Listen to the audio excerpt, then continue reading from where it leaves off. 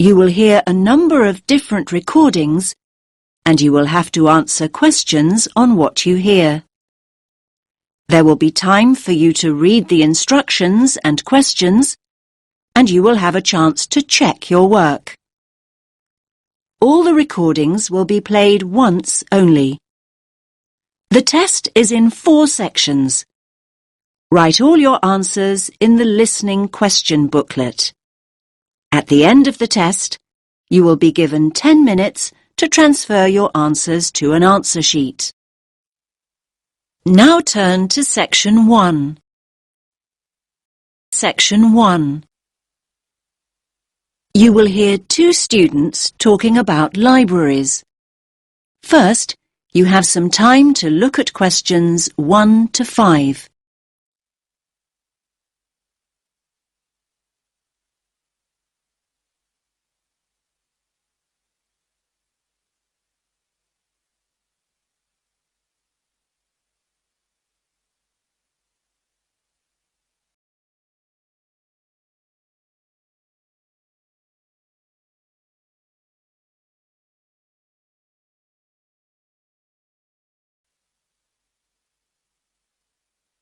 Listen carefully to the first part of the conversation and answer questions 1 to 5.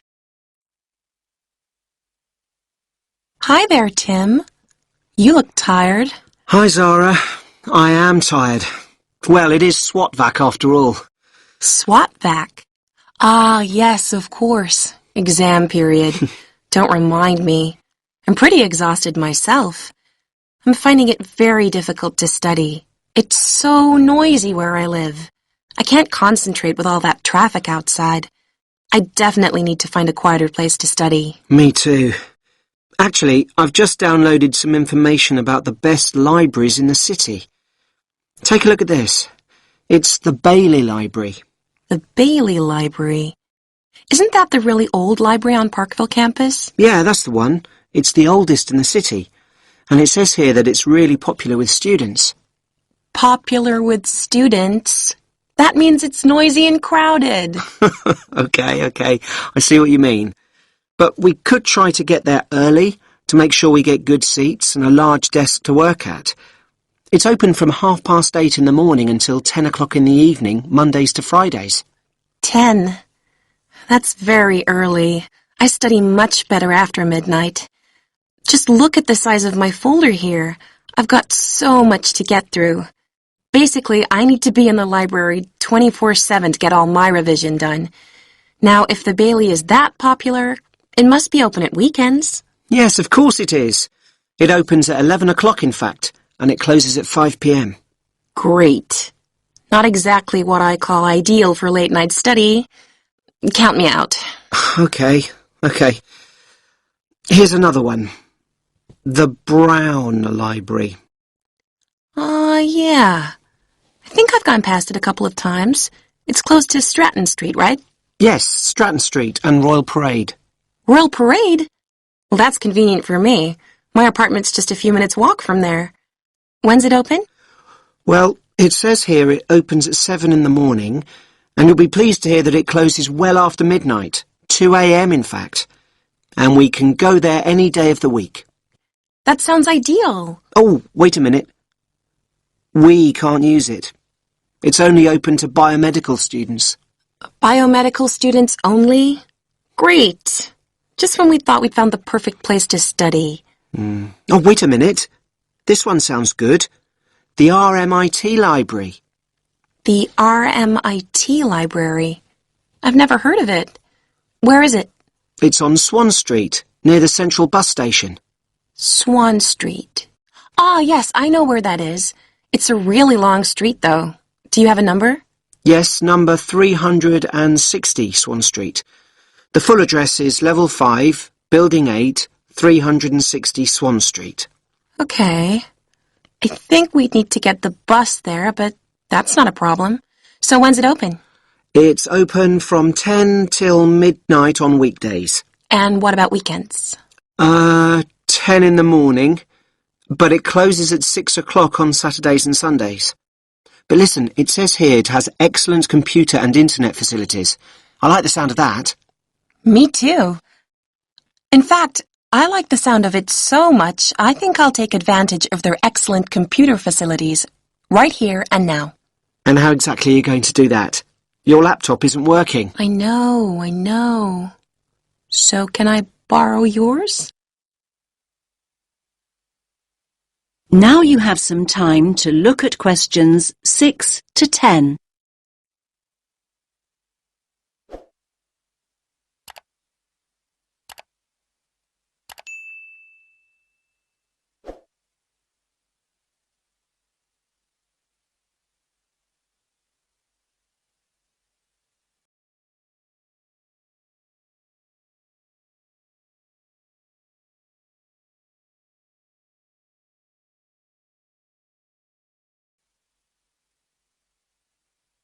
Now listen to the rest of the conversation and answer questions 6 to 10. OK, here's the RMIT Library website. So we want the bookings page.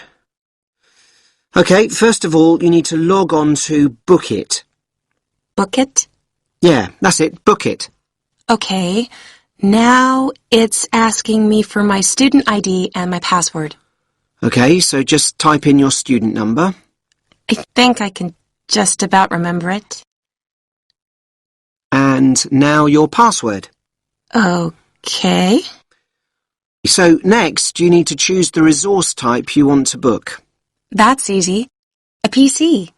So now what you need to do is click on Location. Location. Okay. Now it's giving me a floor plan. It looks like I've got a choice of 18 computers. Great! So click on one of the PCs. I'm choosing this one. It's right next to the window. PC number 4 to be exact. So what do I do now? So now you have to choose the date of booking. So when do you want to book it for? Let's go for tomorrow. That's Friday, June 6th. And just click. I just have. So why isn't it working? You've got to go into View Options. Ah, it's working now. Friday, June 6th. OK, so now you need to choose a time. Let's go for a late afternoon. 5 p.m. Right, let's do it. Great! It says booking completed and there's my name on the booking schedule. Result! That is the end of section 1. You now have half a minute to check your answers.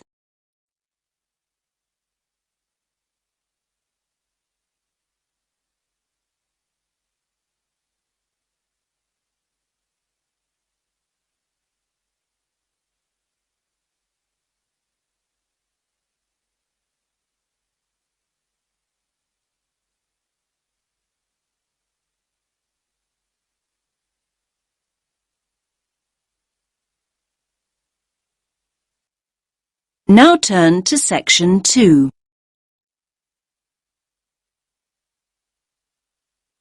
You will hear a guide talking about a tourist program. First, you have some time to look at questions 11 to 14.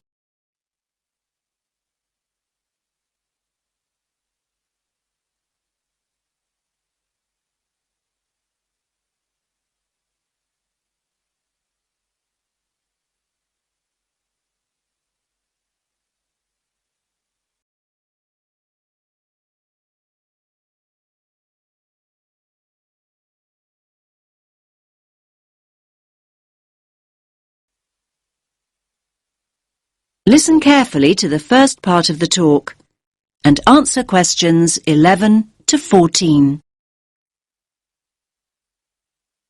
Welcome to all of you. Can everyone see me and hear me? Good.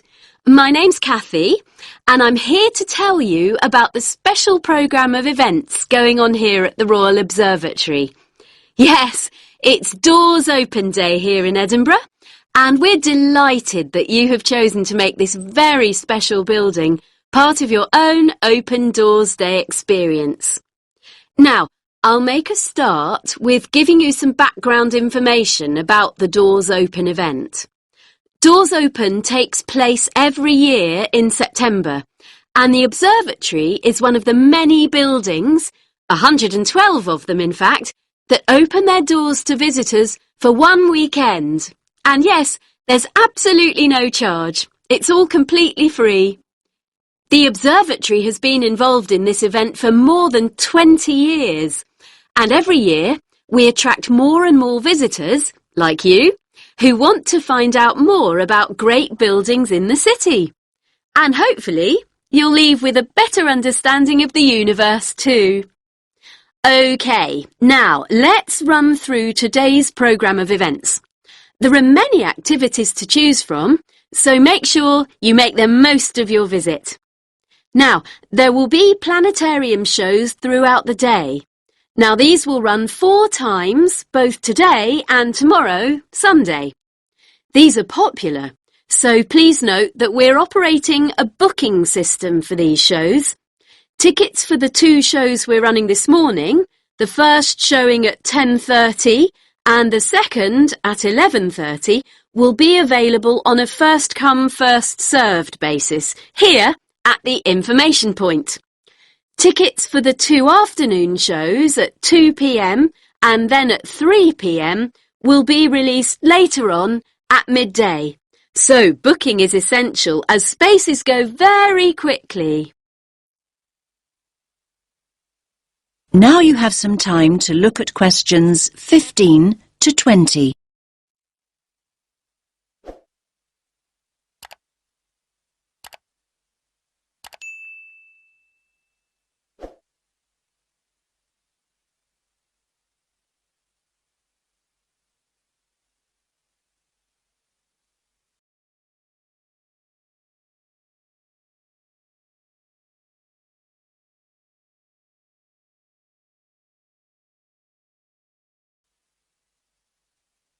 Now listen to the next part of the talk and answer questions 15 to 20.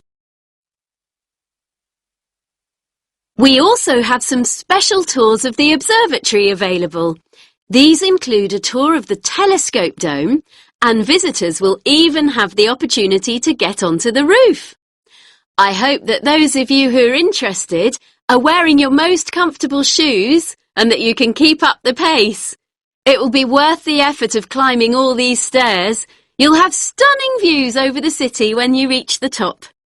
Now, for those of you who want to take things at a more leisurely pace, there will be an opportunity to visit the Crawford collection and learn about the instruments that have been built here, and there will also be some items from the collection on view. For those of you who don't already know, the Crawford collection is an astronomical library. And not only that, it ranks as one of the most important astronomical libraries in the world. You are promised a real treat here. And it's great to have so many younger visitors here today. Now, we have a craft workshop for children here in the visitor centre where they can make their very own model of a telescope and colour their very own planet. Please note that all children must be accompanied by an adult. So, as you can see, it's a pretty full timetable and there's a lot going on. Now, any questions? That is the end of section 2. You now have half a minute to check your answers.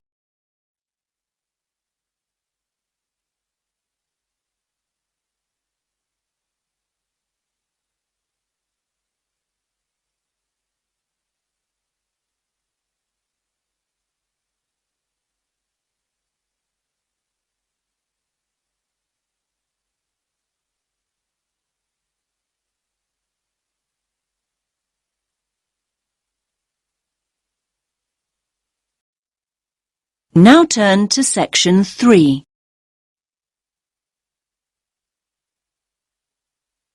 You will hear 3 students discussing the issue of waste deposited in space. First, you have some time to look at questions 21 to 23.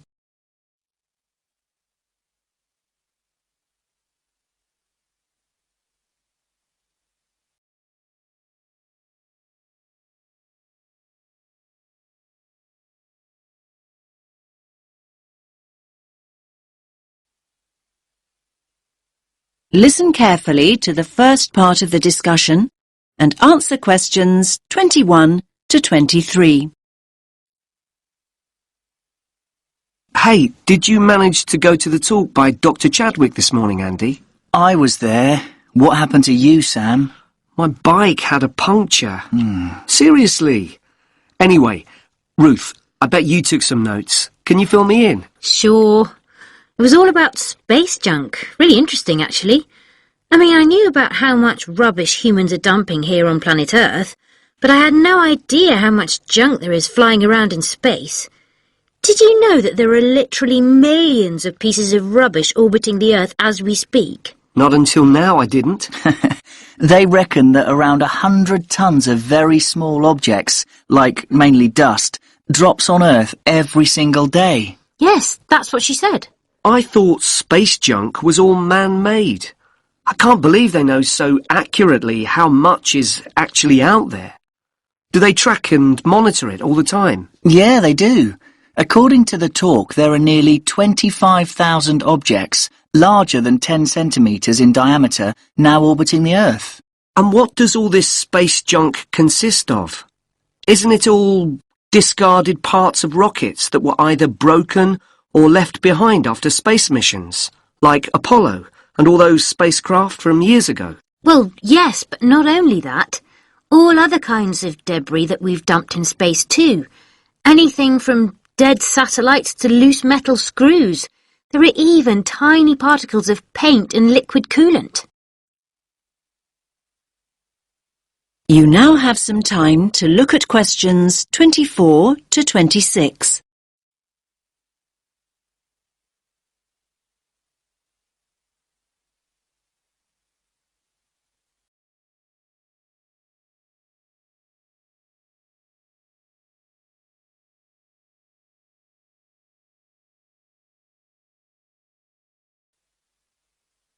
Now listen to the next part of the discussion and answer questions 24 to 26.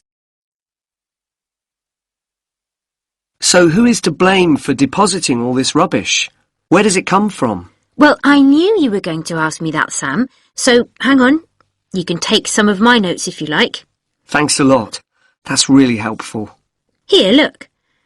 Over a third, 37% to be exact, comes from Russia. But other countries are close behind. Another third, well, just under actually, 29% is from America, and then 28% is from China. Yes, but other countries, like India, are adding to the rubbish pile. And don't forget the European Space Agency also has spacecraft in orbit. That's true. We're talking serious space junk here. Pretty serious, I'd say. So come on, what do you think are the chances of something solid dropping from space onto our heads? Good question. Everyone asked that. Dr. Chadwick said at least one piece of junk falls to Earth every single day. But look at it this way. Earth is a pretty big place, so actually the statistical chances of being hit are extremely low. You now have some time to look at questions 27 to 30.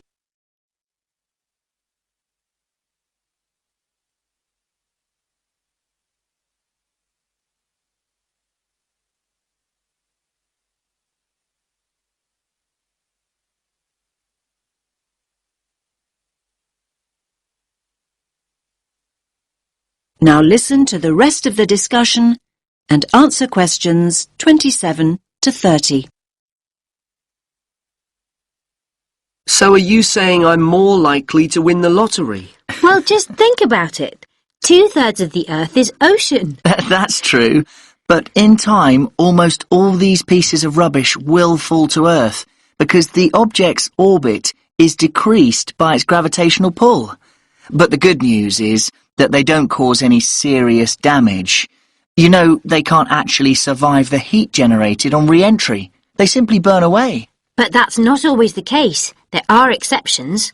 Chunks of the United States UARS satellite recently fell into the Pacific Ocean. The UARS satellite? It was this 6-ton satellite launched by the Space Shuttle Discovery way back in 1991. So it had been up in space for 20 years, but stopped working in 2005.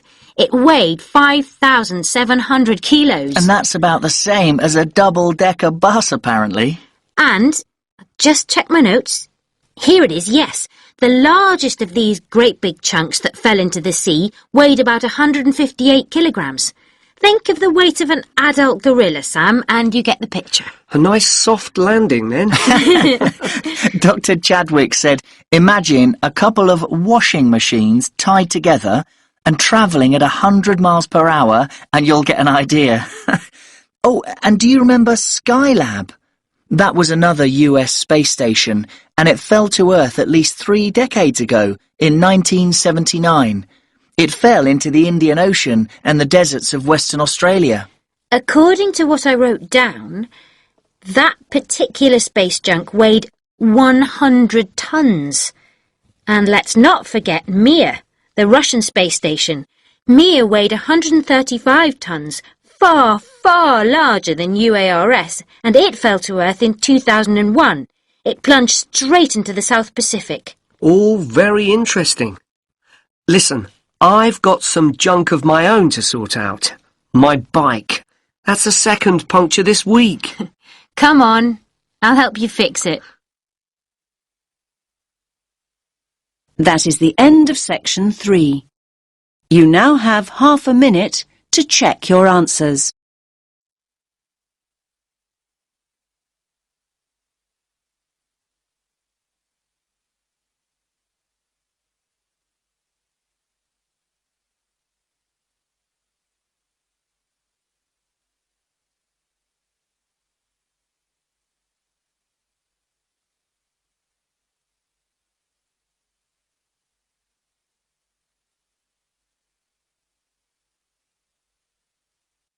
Now turn to section 4.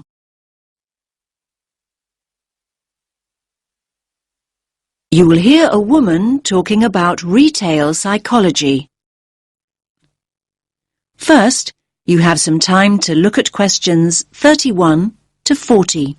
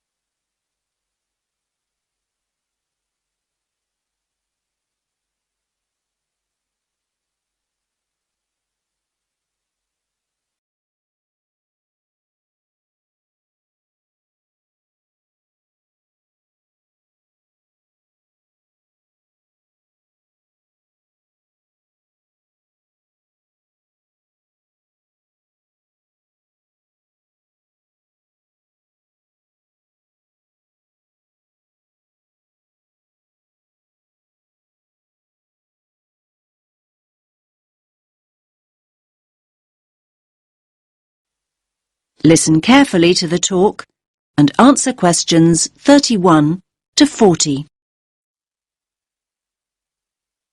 Hello everyone. Let's get started on the final lecture in our module on retail psychology. Today we're going to focus on supermarket layouts and how retailers display their products to encourage us as customers to spend as much of our money as possible. It's an interesting topic. Now, most of us don't actually realise that the layout is deliberately designed to make us part with our money. But in fact, millions of pounds are spent on research into the psychology of shoppers and what motivates us to buy.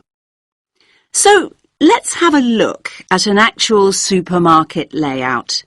Now, here's the entrance to the store, just here. This area immediately around the entrance is what retailers refer to as the decompression zone or the dead zone. This is where the customers recover from the environment outside. And by that I mean this is where they adjust. For example, the place where they might put their keys in their pockets or take off their sunglasses. these kinds of things. So, what do you notice about this area? It's very empty, isn't it? Yes, it's pretty much clear of stock altogether. This area is not designed or used to sell us anything. Basically, the supermarkets never put any merchandise here because they know that no one's ready to buy yet. However, the retailers want their customers to feel comfortable. If they're in a relaxed state of mind, they're much more likely to stay longer and spend money. Now, let's look back at the entrance again. Now, it's interesting, but we know that 3/4 of us look right, not left, when we go into a supermarket. So, 75% of people. This gives the supermarkets a great opportunity to hit us with promotions and offers. So, near the front door, you might also find what we call the dwell zone. The dwell zone is the area on the right-hand side by the front door where you are encouraged to relax and browse. You will usually find newspapers and flowers here to help you do exactly that. Moving on from the dwell zone, we come to the power aisle. Basically, it's the main route customers return to after venturing into nearby aisles. And so this is the area of the supermarket where the strongest offers are displayed. So you might see a sign that reads barbecue time, and you'll see all the items you could possibly need for a barbecue. The charcoal, the sauces, the skewers and the drinks, everything you need, all in one place. Were you planning a barbecue before you went shopping? Do you even have a garden? Yes, the power aisle has a very powerful effect on sales, even though most of us don't even realize we are being sold to here.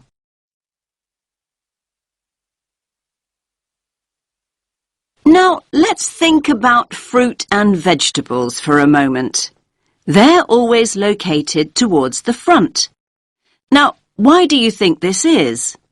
Yes, fruit and vegetables are always at the front because it gives the supermarket a healthy image. And let's think back to flowers and newspapers. We talked about both these items earlier. And yes, they're displayed near the front on the right. Now, they're known as distress goods. Why's that? Well, these are the goods that we often buy in a hurry or on impulse. In other words, these are the items we didn't actually intend to buy at all. But the supermarkets want us to put them in our trolleys even before we start our proper shopping. Now, what about everyday items like bread or milk or cereals? They're always placed right at the back of the supermarket. Yes, in this area here. Again, this is a deliberate strategy by the supermarkets. Basically, they want us to walk through the whole store to get them in the hope we will buy other things on the way. That's why items like these are often called destination goods. Now, where products are placed on the shelves makes a real difference. We read shelves a bit like we read a book. Our eyes go from left to right. And they want you to focus on the more expensive items, so they place them at eye level.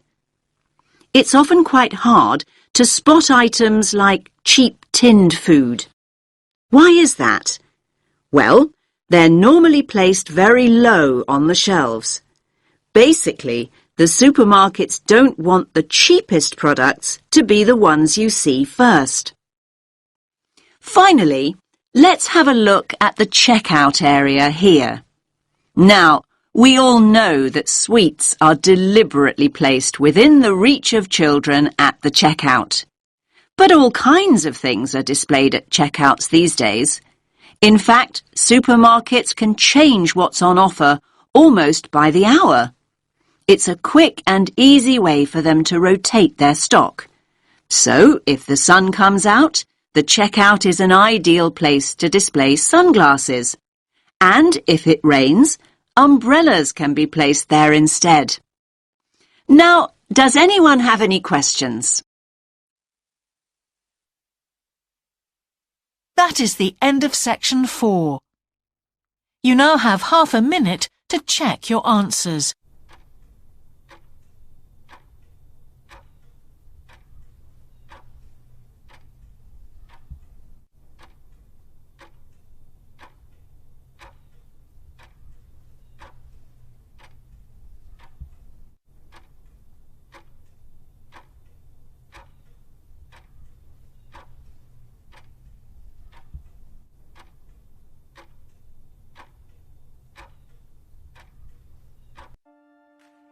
That is the end of the listening test. In the IELTS test, you would now have 10 minutes to transfer your answers to the answer sheet.